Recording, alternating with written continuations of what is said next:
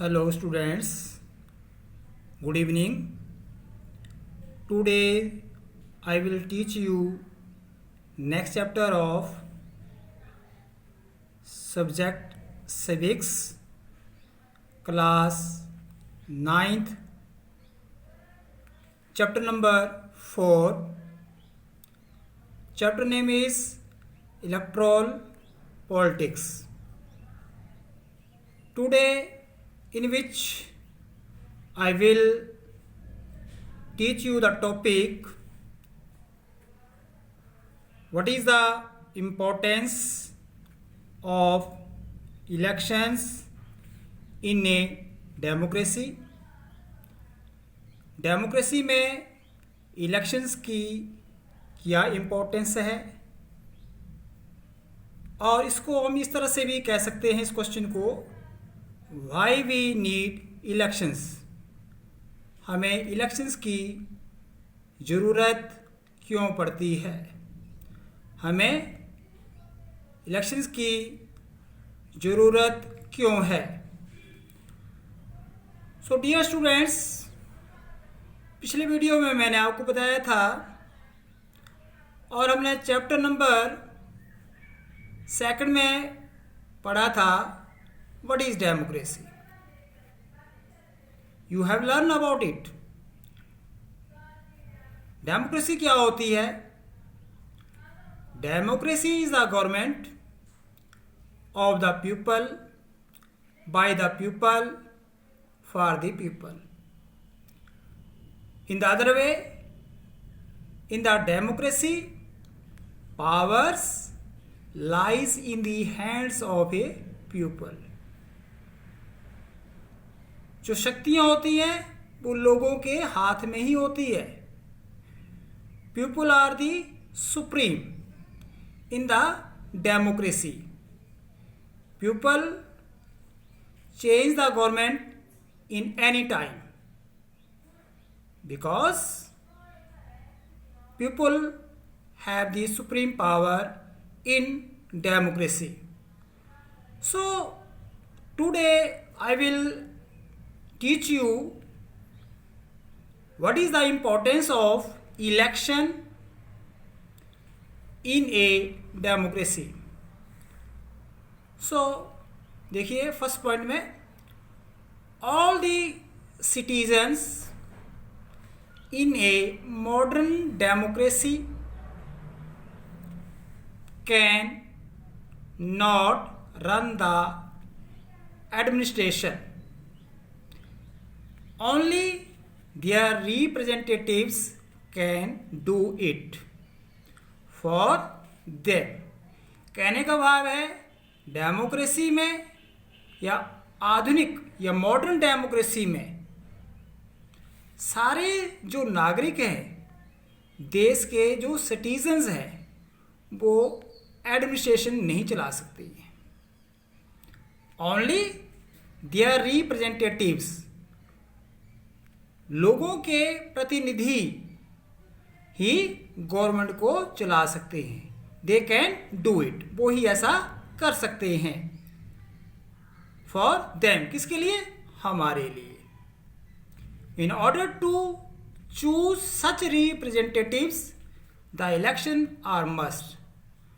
सो इसलिए प्रतिनिधियों को चुनना बड़ा आवश्यक है. और वो प्रतिनिधि किसके द्वारा चुने जाते हैं? वो प्रतिनिधि जो है वो लोगों के द्वारा चुने जाते हैं.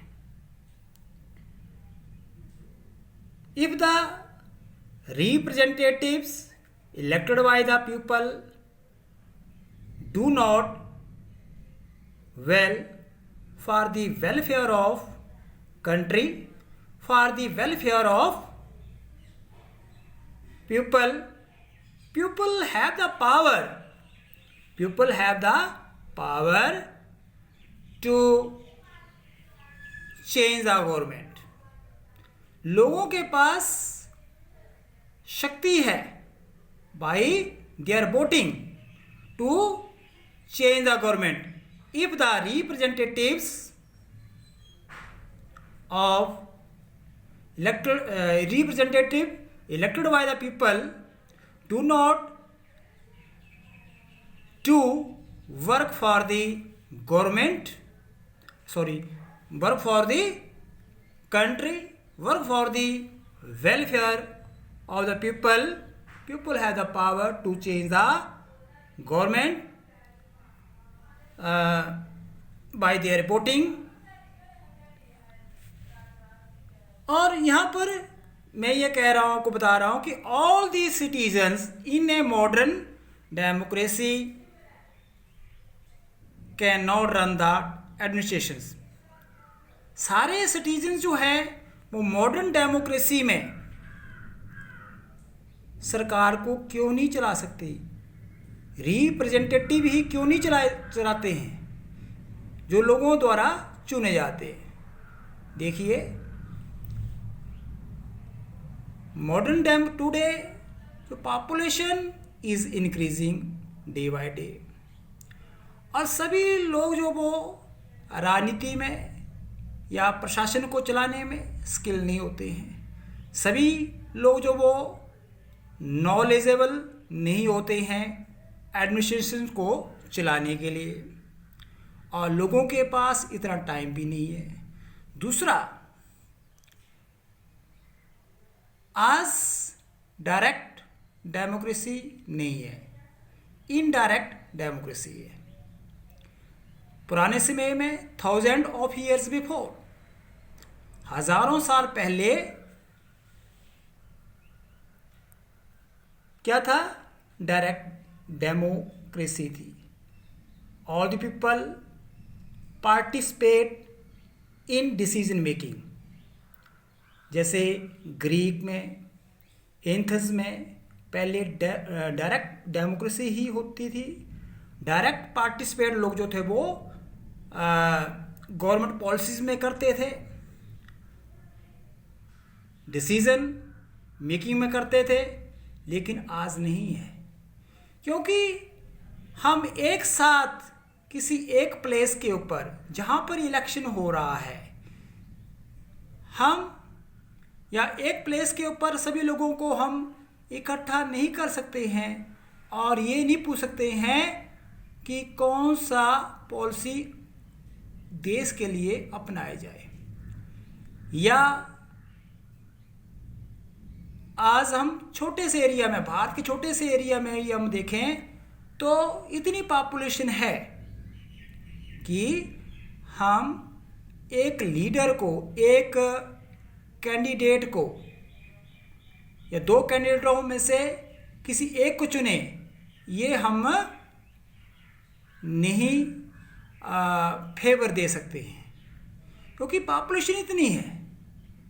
ठीक है, तो टुडे आज जो है वो इनडायरेक्ट डेमोक्रेसी होती है, इनडायरेक्ट इलेक्शंस होते हैं। इनडायरेक्ट वे के ऊपर जो है वो लोग जो है वो अपने मत के द्वारा, अपने वोटिंग के द्वारा प्रतिनिधियों को, यानी कि रिप्रेजेंटेटिव्स को चुनते हैं और वो आगे जा कर के सरकार बनाते हैं। और यही रिप्रेजेंटेटिव जो हैं वो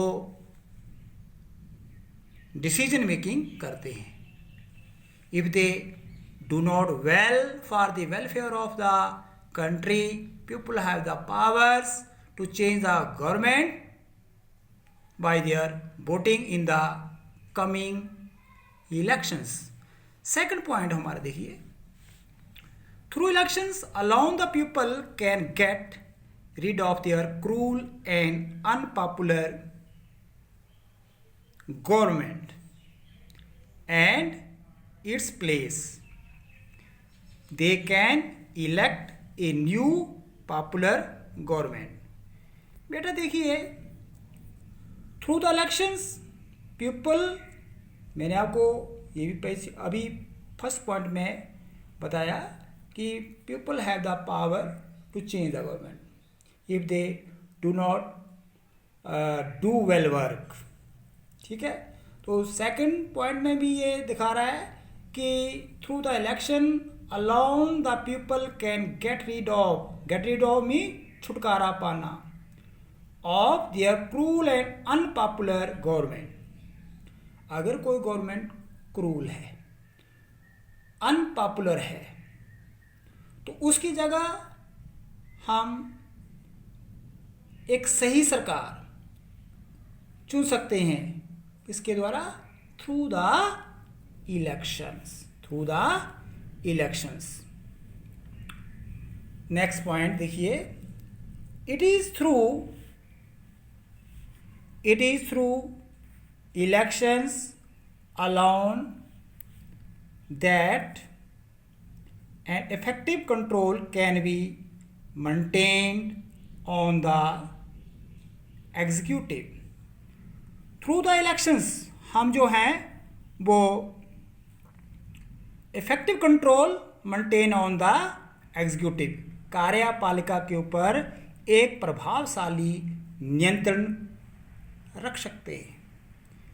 क्योंकि कार्यपालिका में जो भी रिप्रेजेंटेटिव्स हैं, प्रतिनिधि हैं, वो किसके द्वारा चुने गए हैं?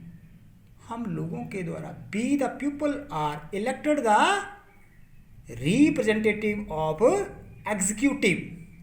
तो हमेशा एग्जीक्यूटिव जो होती है वो रिस्पॉन्सिबल होती है फॉर द पीपल, लोगों के लिए रिस्पॉन्सिबल होती है। और एग्जीक्यूटिव को ये मालूम होता है कि अगर वो अच्छा कार्य नहीं करेंगे तो आने वाले इलेक्शंस में वो इलेक्ट नहीं किए जाएंगे। अगर गवर्नमेंट कोई डिसीज़न गलत लेती है तो पीपल जो है थ्रू द न्यूज़पेपर वो क्रिटिसाइज करते हैं, थ्रू द मीडिया वो क्रिटिसाइज करते हैं। तो वेरियस वे हैं लोगों के पास जिसके द्वारा जो वो लोग जो है वो एग्जीक्यूटिव की कार्यपालिका का क्रिटिसिज्म करते हैं अगर एग्जीक्यूटिव जो वो अच्छा कार्य नहीं करते हैं। तो इसलिए कार्यपालिका हमेशा पीपल को सेटिस्फाइड करने की कोशिश करती है, क्योंकि उन्हें मालूम है कि लोगों के द्वारा उनको चुना गया है और अगर वो अच्छा कार्य नहीं करते हैं तो आने वाले समय में वो अपने पद के ऊपर नहीं रहेंगे। So through the elections alone that an effective control can be maintain on the executive. Next देखिए, without election a democratic can not be set up. कहता है कि बिना इलेक्शंस के एक डेमोक्रेटिक सेटअप नहीं स्थापित हो सकता। एक डेमोक्रेटिक गवर्नमेंट जो है वो सेटअप नहीं हो सकती। अगर इलेक्शन नहीं होंगे तो डायरेक्ट डेमोक्रेसी होगी, जो कि असंभव है। ठीक है, अगर इलेक्शन नहीं होंगे तो मोनार्ची आ जाएगी, ठीक है, डिक्टेटरशिप आ जाएगी। तो इलेक्शन जो है वो बहुत ही जरूरी है। It has been rightly said no election no democracy. इसलिए कहा गया है कि अगर इलेक्शन नहीं तो डेमोक्रेसी नहीं, अगर इलेक्शन नहीं तो डेमोक्रेसी नहीं। No election no democracy. देखिए, imagine a democracy without election. आप कल्पना कीजिए बिना इलेक्शन के डेमोक्रेसी। बिना इलेक्शन के democracy it is impossible. True democracy को अगर सेटअप करना है तो इलेक्शन जो है वो इंडिस्पेंसेबल है, परम आवश्यक है। Can there be another way to select the representatives? कोई और रास्ता भी है कि रिप्रेजेंटेटिव को केवल इलेक्शंस के द्वारा ही चुना जाता है, कि कोई और रास्ता भी है? Would this system be called democratic? क्या इस सिस्टम को हम डेमोक्रेटिक कह सकते हैं? फॉर एग्जाम्पल सपोज मान लीजिए हम ऐसा रखते हैं कि देश में या उस एरिया के अंदर जहाँ इलेक्शन होना है, वहाँ पर ये देखते हैं जो सबसे एज व्यक्ति है उसको हम इलेक्ट कर देते हैं एज ए रिप्रेजेंटेटिव्स के रूप में। अगर वो he is unable to take part in the political activities, if he is unable to take interest in politics, if he is unable to participate in decision making policy of the government, अगर वो decision making में interest नहीं लेता है, politics में वो interest नहीं लेता है और वो प्रशासन के कार्य को नहीं चला पाता है, तो क्या उसको एक सरकार को चलाने के लिए चुना जाना चाहिए? नहीं, कदापि नहीं। तो इससे Democrat form of government setup नहीं हो पाएगा। मैनी सच क्वेश्चन अराइजेस, बहुत सारे क्वेश्चन ऐसे उठते हैं। मान लीजिए दूसरा उदाहरण हम लेते हैं। अगर प्रॉपर्टी के आधार पर सिर्फ जिसके पास सबसे ज़्यादा प्रॉपर्टी हो, जिसके पास सबसे ज़्यादा प्रॉपर्टी हो, उसको हम ले लेते हैं कि उसे रिप्रेजेंटेटिव चुना जाए और वो आगे उनको सबसे ज़्यादा जो अमीर व्यक्ति हैं, जिसके पास सबसे ज़्यादा वेल्थ है, प्रॉपर्टी है, उनको रिप्रेजेंटेटिव चुना जाए और वो आगे जा कर के सरकार बनाए।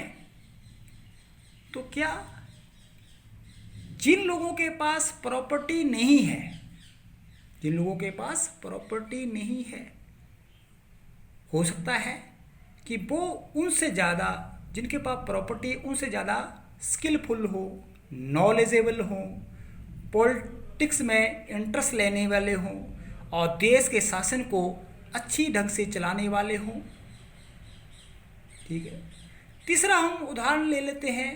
हम रिप्रेजेंटेटिव्स को एज के आधार पर ले लेते हैं कि 50 या 60 साल की उम्र के व्यक्ति को ही इलेक्ट होने चाहिए। 50 या 60 साल की उम्र का व्यक्ति ही इलेक्ट होना चाहिए एज ए रिप्रेजेंटेटिव, जो आगे जा कर के सरकार बनाए। तो क्या ये सही होगा? नहीं। हम उनके एक्सपीरियंस को किस आधार के ऊपर मेजर करेंगे? That is the questions. क्या उनको पॉलिटिक्स का अनुभव है, एक्सपीरियंस है? क्या उन्हें डिसीजन मेकिंग का अनुभव है? तो ये सारी चीज़ें हमें देखनी पड़ती हैं। तो लास्ट में भारत के अंदर क्या प्लानिंग की गई? लास्ट में जो है वो भारत के अंदर क्या, कई कंट्रीज़ के अंदर, मैक्सिमम कंट्रीज़ के अंदर यही रखा गया है कि रिप्रेजेंटेटिव जो हैं, सरकार जो प्रतिनिधि जो हैं, वो इलेक्शंस के द्वारा चुने जाएंगे। जिनकी वोटिंग ज़्यादा होगी वो आगे जाकर सरकार का निर्माण करेंगे, डिसीजन मेकिंग करेंगे। हैं तो वो लोगों के प्रतिनिधि ही हैं, तो वो लोगों के चुने हुए रिप्रेजेंटेटिव्स, वो आगे जाकर के सरकार बनाएंगे, आगे जा कर के डिसीजन मेकिंग लेंगे। अगर वो अच्छा कार्य नहीं करते हैं तो पीपल्स के पास तो एक हथियार है। वो क्या पावर है उसके पास? By voting. If the representatives elected by the people do not good work, people have the power to change the government. Dear students, voters can make many choices. Voters के पास कई choices होती हैं. They can choose who will make laws for them.